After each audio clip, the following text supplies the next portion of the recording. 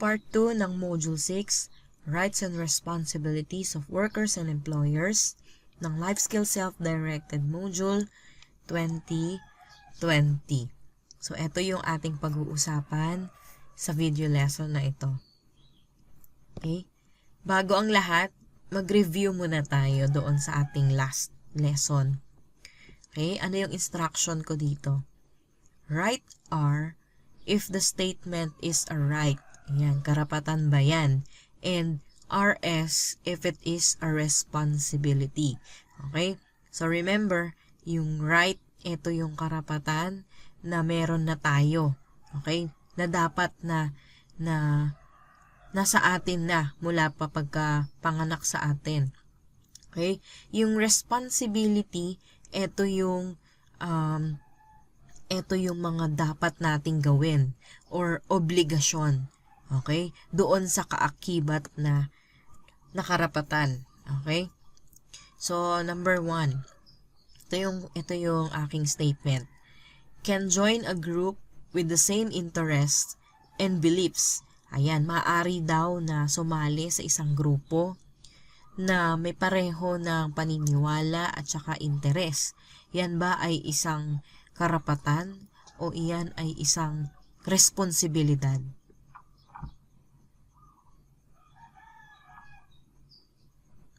Yan ay isang karapatan. Yes. According to the Universal Human Rights, ang pagsali sa isang grupo or mag-organize ng isang group na may parehong interes at paniniwala ay maaari niyong gawin kasi yan ay inyong karapatan. Okay? Next. Follow rules and regulations in the school. Sumunod sa mga patakaran at panuntunan sa paaralan.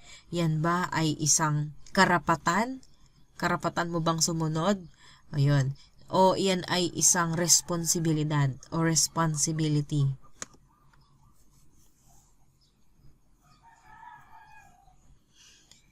Ang pagsunod sa patakaran at panuntunan ng eskwelahan ay isang responsibilidad. Yan, isa yang responsibility o obligasyon mo. Okay?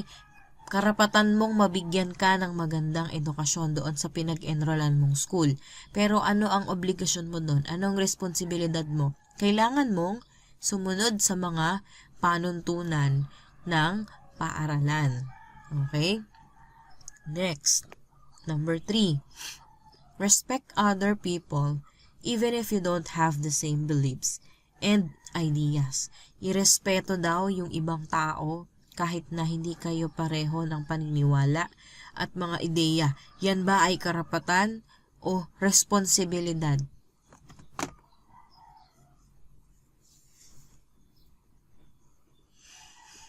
Yan ay isang responsibilidad. Katulad nung nauna. Okay? Karapatan mo na sumama doon sa mga tao na may kapareho ng iyong interes o ideya. Okay? Pero ang irespeto sila kung ano man yung kanilang paniniwala o ideya ay ang iyong responsibilidad bilang isang mamamayan din. Okay? Next. Enjoy benefits. Ito yon, yung sick leave. Pag may sakit, pwede kang mag-leave. Pagka may bonus, meron ka ring bonus. Tapos, pag pumasok ka ng holiday, pwede kang makareceive ng double pay. In work, yan ba ay iyong karapatan o iyan ay responsibilidad?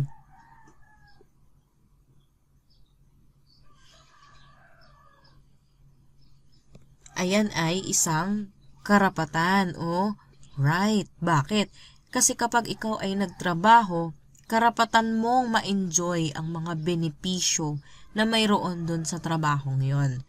Okay? Ano yung responsibility dito? Magtrabaho ng maayos, gawin ng maayos yung lahat ng pinagagawa sa inyo sa company. Yun yung iyong obligasyon o responsibilidad. Pero ang pag-enjoy ng mga sahod, benefits, yung mga leave, at saka mga double pay, yan ay iyong karapatan bilang isang empleyado. Okay? So, nung nakaraan, iniwan ko sa inyong gawin itong let's apply. Okay? Pipili kayo ng 5 karapatan doon sa Universal Declaration of Human Rights, tas magbibigay kayo ng 2 responsibilidad sa bawat right na yon. Okay? Ngayon naman, pag-usapan natin yung 6.3, rights or responsibilities at work. So, ito ay tumutukoy sa trabaho o sa workplace. Okay? Rights are what you can expect from your employer to provide, while responsibilities are what your employer can expect from you. Okay? Yung rights daw, okay, ang context natin dito ay sa workplace, okay? Yung karapatan, ito yung mga dapat mo na ma-receive o ito yung mga ine-expect mo na makuha sa iyong employer o sa iyong boss. Okay? Ito yung ine-expect mo na ibibigay sa'yo ng boss mo or ng head mo or superior mo.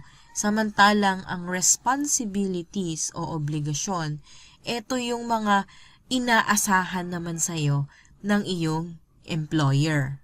Okay? Or ng iyong boss or ng iyong supervisor or yung head. Okay? Ulitin ko. Yung rights, ito yung ine-expect mong makuha sa iyong employer o sa iyong boss. Okay? Yung responsibility naman, ito yung makukuha sa'yo ng employer. Okay? For example, it is the right of the employee to receive clear instructions and expectations about the job from the employer. Okay? Karapatan daw ng isang empleyado na makareceive siya ng malinaw na instructions and expectation tungkol doon sa trabaho. Okay? And it is the employee's responsibility to do the job based on the instructions and expectations given by the employer. So, ang responsibilidad naman ng isang manggagawa, isang empleyado, ay gawin yung mga instructions at saka yung expectations na binigay nung employer. Okay? Sa school, karapatan mong mag-aral, matuto. So, si teacher, halimbawa ako, bibigyan kita ng gawain. Karapatan mo yun eh. Karapatan mo mag-aral ng libre. Karapatan mo matuto, di ba? Okay. Yun yung karapatan mo. Okay. Ngayon, ano ang responsibilidad mo? Gawin yung mga pinagagawa ko bilang isang teacher mo. Okay? So, sana malinaw yung pagkakaiba ng rights and responsibilities. Okay. The activities listed below are some of the things that you might expect from your employer, and some of the activities are things that your employer might expect from you. So, yung iba daw yung mga activities dito ay ito yung mga ine-expect ng mga employer, pero yung iba dito ay ito rin yung ine-expect mo sa employer. And then, what you need to do is to read the activities listed on the left side. Okay, dito daw. And then, ito daw yung mga which ones are your responsibilities. Ito daw, sabi niya, read the activities listed. Babasahin mo lang yung mga nandito. And decide which ones are your responsibilities. Alin dito sa mga activity na ito ang iyong responsibilidad. Okay? At alin naman dito ang iyong karapatan. Okay, so ano ang gagawin nyo? Lalagyan nyo ngayon ng X. Okay, kung yun ba ay karapatan o yun ay responsibilidad. Okay, so tignan natin to. Ito yung activity. Receive fair pay at the correct time. Ayan, makareceive daw o makatanggap ka ng sapat na bayad at saka doon sa tamang oras. Ayan, ayun ba ay karapatan o iyong responsibilidad? Yan ay isang karapatan. Yan yung dapat na ipoprovide sa'yo ng iyong employer. Kailangan mo makareceive ng tamang bayad at sa tamang panahon o tamang schedule. Kaya yan ay iyong karapatan. Next. Do all work in a safe manner and be mindful of other people's safety at all times. Ayan, gawin daw ang lahat ng trabaho sa isang ligtas na paraan at saka dapat isipin mo rin yung kapakanan o yung kaligtasan ng iba sa lahat ng oras. Yan ba ay karapatan o responsibilidad?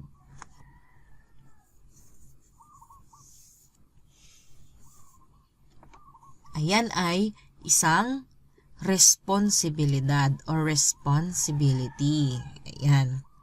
Next, arrive on time and stay until the work has ended.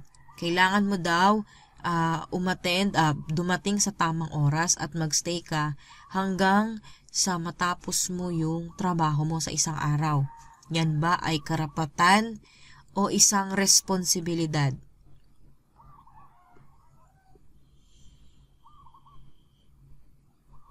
Ayan ay isang responsibilidad.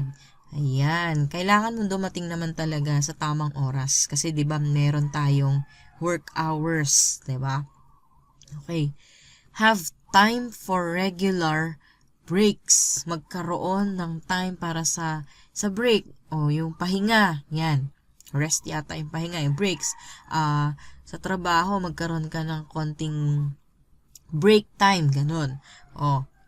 Yan ba ay karapatan o isang responsibilidad?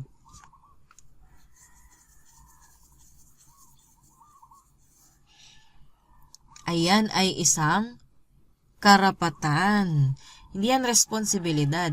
Ang karapatan yan kasi kailangan si employer magbigay sa'yo ng karapatan na magpahinga ka kahit konti. 'Di ba sa school nga, pagka klase mo 6 hours, meron dong recess, 'di ba? Kasi kailangan magkaroon ng konting break time para ma-reset ulit or makapagpahinga ka man lang kahit paano. So karapatan 'yon. Ayan. So meron pa siyang iba't iba ditong activities. So ikaw na yung bahalang mag-decide kung yan ay karapatan o yan ay isang responsibilidad. Okay, nakuha naman na natin yung una. So, ikayo na yung gagawa nung dito sa mga susunod na activity.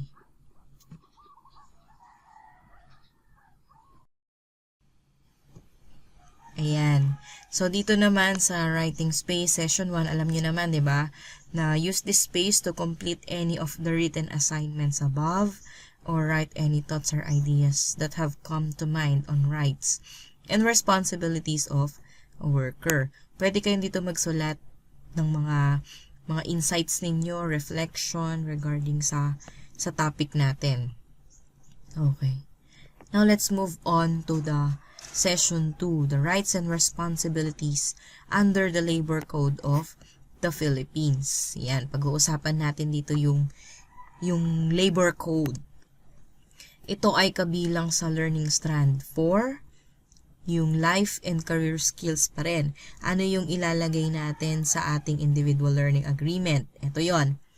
Learning competency number 22. Discuss the rights and responsibilities of employees and employers. Okay? This includes Philippine labor laws. Example, yung contractualization, minimum wage, lawful and unlawful dismissal. Yan, pag-uusapan natin yan. And then, demonstrate familiarity with the legal rights and responsibilities of employees. And then, demonstrate an understanding of the role of unions, and other employer and employee associations. Ayun. So, pag-uusapan natin yan mamaya dito sa session 2. Ang key topics and learning points natin here are the following. Number 1, workers' wages, sahod, and benefits o mga benepisyo base doon sa labor law. Okay? Yung number 2, workers and employers' responsibilities based on the Philippines labor law. Okay? So, responsibilities na lang ang pag-uusapan natin dito. Bakit? Kasi yung karapatan meron na yun eh. Nandun na yon. Kaya yung responsibilities ang iisa-isahin natin na kailangan gawin ayon sa labor law. Okay? And then, ano yung mga learning points? Ito yon, Article 83, yung normal hours of work. Yung Article 139, yung minimum employable age. Ilan ba? Anong age ba yung pwede nang mag-work? Article 92, when employer may require to work on a rest day. Article 95, right to service incentive leave. At saka yung Article 211, yung declaration of policy nitong labor law. Okay, so dito muna tayo sa introductory activity. Ang objectives dito ay become more familiar with workers' rights and responsibilities based on some provisions of the Labor Code of the Philippines. Okay, become familiar with employers' responsibilities based on some of the provisions of the Labor Code of the Philippines. So, sabi niya dito, some. Ibig sabihin, hindi natin ililesson yung buong labor code. Kukuha lang tayo ng portion or part nung labor code na may kaugnayan dito sa ating module. And yung recommended time for this ay 20 to 30 minutes lang. So, madali lang ito. Imagine that you have completed your course. So, imagine mo daw na natapos mo na yung course mo. And then, you applied for a job as an encoder. Encoder ha, nag-e-encode, nagta-type. In an office and you were hired. So, natanggap ka. Before you start working, it is important for you to know your rights and responsibilities under the Philippines labor law. Okay? So, kailangan mo daw malaman yung iyong mga karapatan at responsibilidad under doon sa labor law. Now, what are you going to do? Brainstorm a list of the rights and responsibilities you think you will have as an encoder in an office. Okay? Brainstorm, isipin mo, tapos gagawa ka ng listahan mo dito ng iyong mga karapatan at responsibilidad na sa palagay mo ay na mayroon ka dapat doon sa trabahong encoder. Okay? So, isusulat mo yun dito. Ano yung sample? Ito ay sample lang, ha? Huwag niyong kopyahin ito. Gumawa kayo ng sarili ninyo. Una, ano ba yung karapatan mo? Siyempre, kailangan to be oriented on the policies and be informed about my duties. Diba? Karapatan mong malaman o ma-orient yung mga policies doon, rules and regulations ng company ninyo o sa office ninyo. Pati karapatan mo ring malaman kung ano yung mga duties mo doon sa office. 'Di ba? Para naman alam mo yung gagawin mo. Dito na ngayon papasok yung responsibilities mo. Kapag nalaman mo na yung mga policies, pati yung mga duties na kailangan mong gawin, ano ngayon yung obligasyon mo o responsibilidad mo? Kailangan mong sundin or follow the rules and do my duties as an encoder. Okay? Kailangan mo ngayong sundin yung rules doon, pati gawin yung mga dapat mong trabaho. Okay? Ulitin ko ha. Ang karapatan mo doon ay malaman mo ang lahat ng tungkol doon sa trabaho, sa mga policies, pati yung iyong trabaho mismo.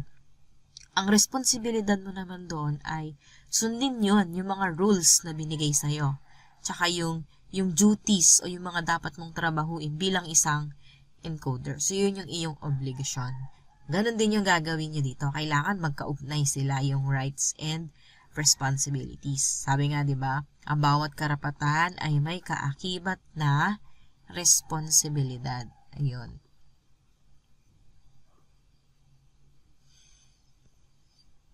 Okay. Dito naman tayo.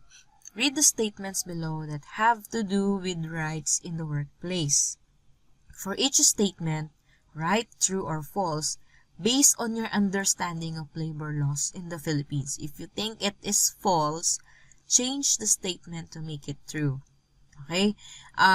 Hindi sinasabi ni module na alam mo na kaagad kung ano yung true, alin man lang false dito. So, kung ano lang yung alam mo, yun lang yung gagawin mo. Okay? Kasi nga introductory activity lang ito. After nitong activity, malalaman mo kung tama o mali ba yung iyong sagot. So, right true lang naman kung tama based sa iyong pagkakaunawa, 'di ba? At false kapag ka ito ay mali. Papalitan mo kung ano yung word na tama para maging tama 'yon, yung statement. Okay. Number 1. The Philippine work week. Week. Ang isang linggo ay 7 days. Consists of 45 hours.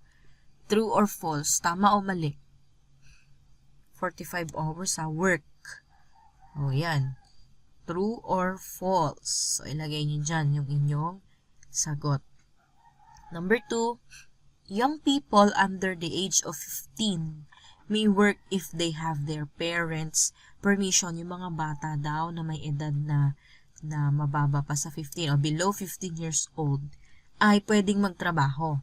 Basta meron silang permission, meron silang pinayagan sila ng kanilang mga magulang. O yun, true or false? 3. 3. Employers may require its employees to work even during rest days. Ayan, pwede bang pagtrabahuin ng mga employers o i-require yung kanilang, obligahin yung kanilang mga employees na magtrabaho kahit na rest day? True or false? Number 4. Workers should not get involved in policy decisions about his or her rights because the government is the one making those decisions. Yung mga trabahador daw ay dapat na hindi isinasali sa paggawa ng mga policy decisions, yung mga polisiya o mga desisyon tungkol sa kanyang mga karapatan. Kasi ang gobyerno na daw ang siyang gumagawa ng mga ganong desisyon. True or false? Number 5. Workers are entitled to paid leave at the employer's expense. Yung mga workers daw ay pwede silang bayaran o bigyan sila ng paid leave. Pag nag-leave sila, may bayad pa rin yon at the employer's expense. Syempre, galing sa employer yung bayad. So, true or false ba yon? Remember if you think it is false, papalitan nyo yung statement. Okay? Para maging tama. So, hindi ko ito sasagutin kasi based lang ito sa inyong understanding of the labor laws in the Philippines. Okay? So, okay lang kung tama or mali yung sagot ninyo dito. Walang kaso yon kasi introductory activity lang naman. Now you can read some of the articles in the Labor Code of the Philippines. Correct your answers above based on what you learn about the information below. What you will learn about the information below. So, discuss your answers with your mobile teacher to validate your answers. Ayan. So, sumagot kayo sa taas kanina, diba? So, as is yun. So, titignan natin ngayon, or i-check nyo ngayon kung tama ba yung inyong mga sinagot kanina sa activity. Yan, kung tama ba yung mga sinagot nyo sa activity na to. Okay. So, ano yung mga provisions under the Labor Code of the Philippines? According to Article 83, yung normal hours of work, the normal hours of work of any employee shall not exceed 8 hours a day. Hindi daw pwedeng lumagpas ng 8 hours a day. So, yun yung normal So, kapag lumagpas siya sa 8 hours, ang susunod na doon, ang tawag na doon ay overtime. 'Di ba? So, balik tayo dito. The Philippine work week consists of 45 hours. So, ano ang sagot natin dito? Siyempre, ang sagot natin sa number 1 ay false. Bakit false? The work week is 40 hours lang. Ayan, 40 hours lang ha, ang normal work hours. Next, next article. Article 139, yung minimum employable age. Okay, sa letter A, no child below 15 years of age shall be employed except when he works directly under the sole responsibility of his parents or guardian, and his employment does not in any way interfere with his schooling. So, malinaw na sinasabi dito na walang batang under 15 years old ang pwedeng magtrabaho.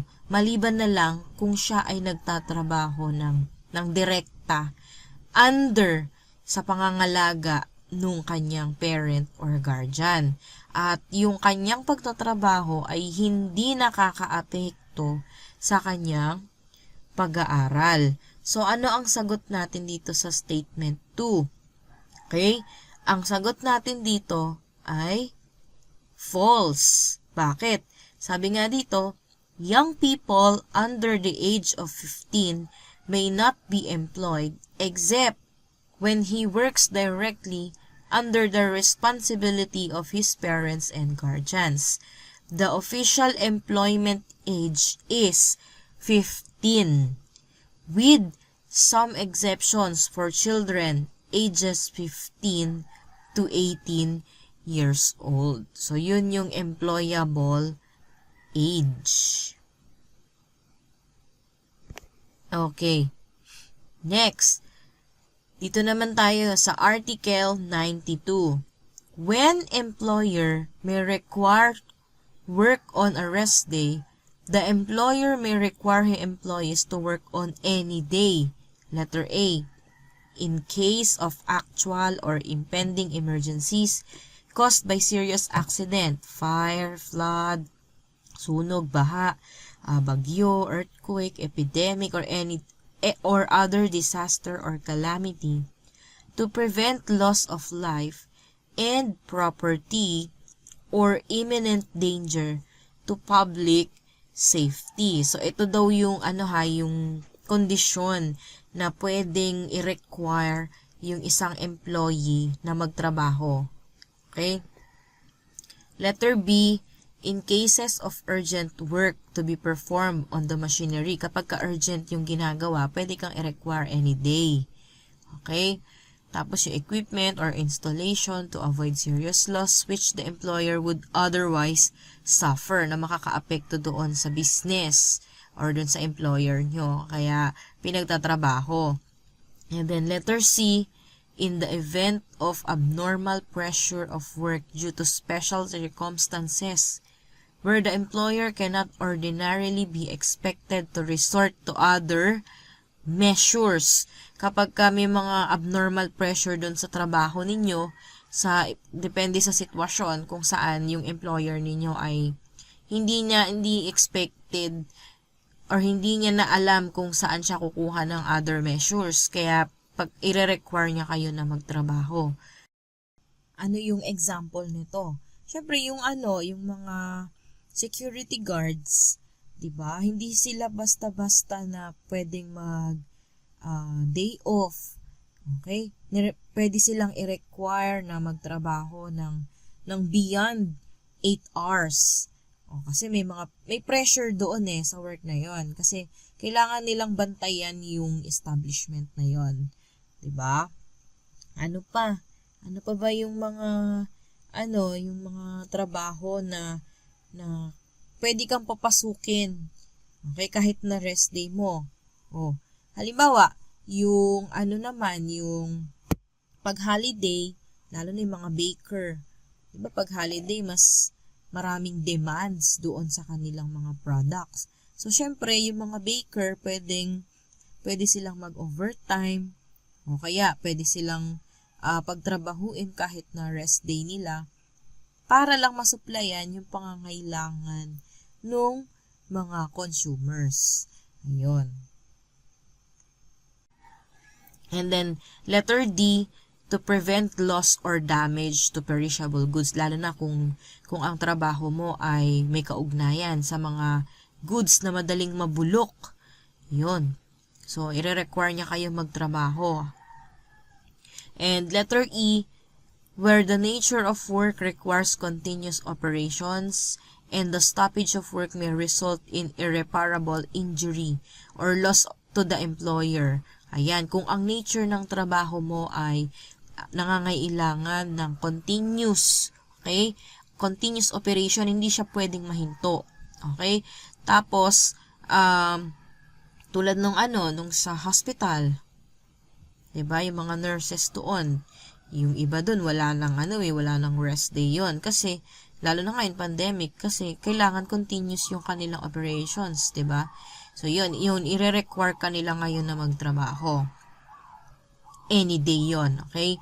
And yung letter F, under other circumstances, analogous or similar na pareho doon sa mga nabanggit at saka yung nasabi ng ating Secretary of Labor and Employment. So yun yung mga situations kung saan maaari kang i-require ng iyong employer na magtrabaho any day.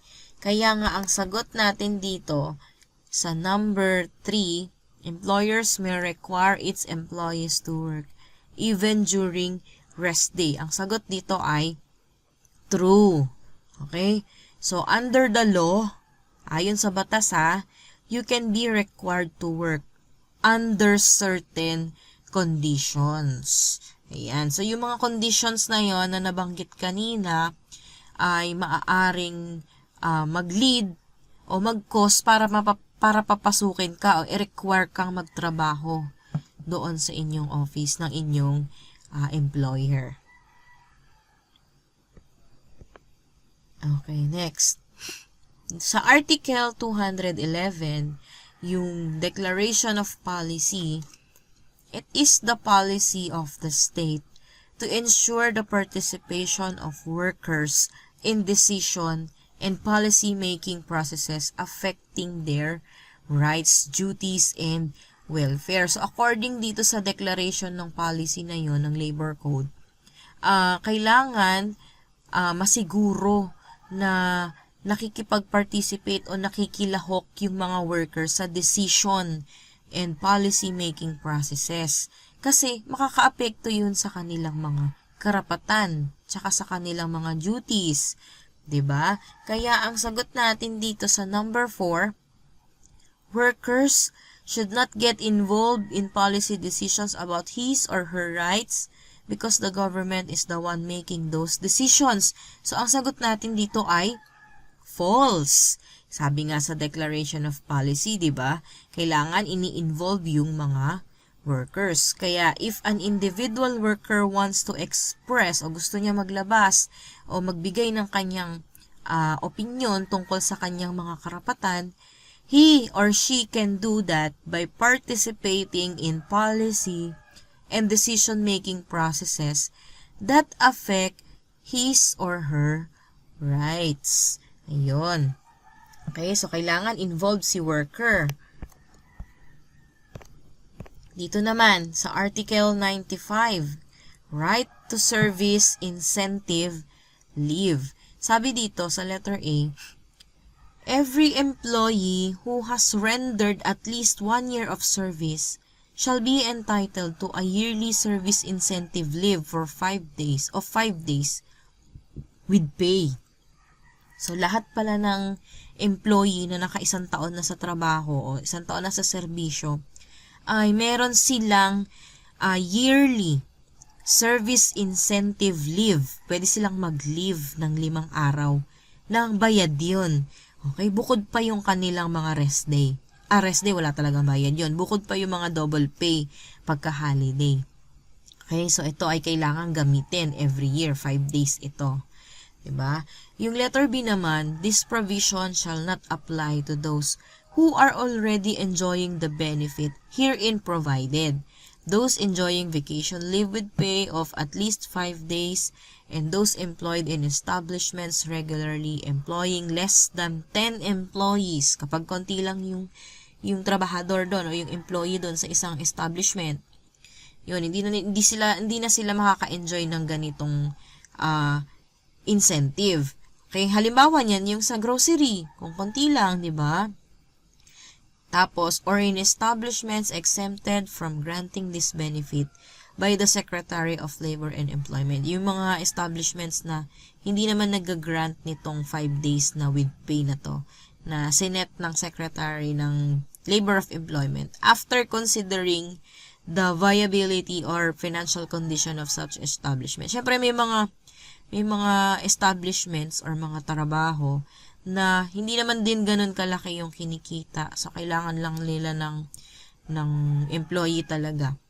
So, hindi na sila nagbibigay ng service incentive leave na 5 days with pay. Ayan. Ano yung mga halimbawa? Siyempre, yung karinderya, yung mga small-time business, yung mga grocery na maliliit lang. Ganun. Konti lang naman yung tao dun eh.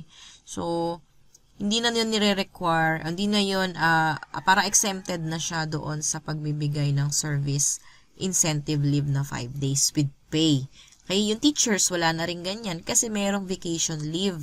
'Di ba? Pagka bakasyon, walang pasok ang teacher, 'di ba? So, wala na rin silang ganyan na incentive leave. Pero kung si employer ay generous, ayan, kaya nga sabi niya dito, at the employer's expense.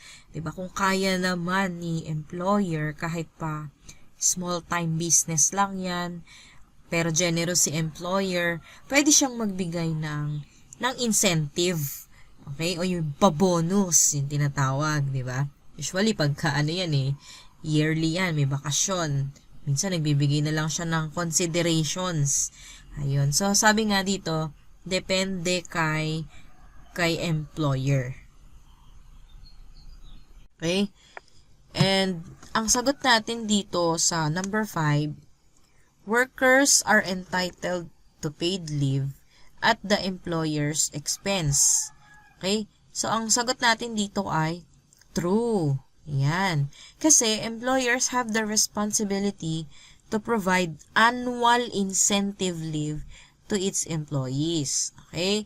However, etong right na yan ay hindi siya nag-a-apply sa lahat ng employees. Lalo na yung mga nandoon sa retail or service establishment employing 1 to 9 workers lang. So, kung konti lang naman yung trabahador doon, hindi na sila entitled sa 5 days paid leave na yon.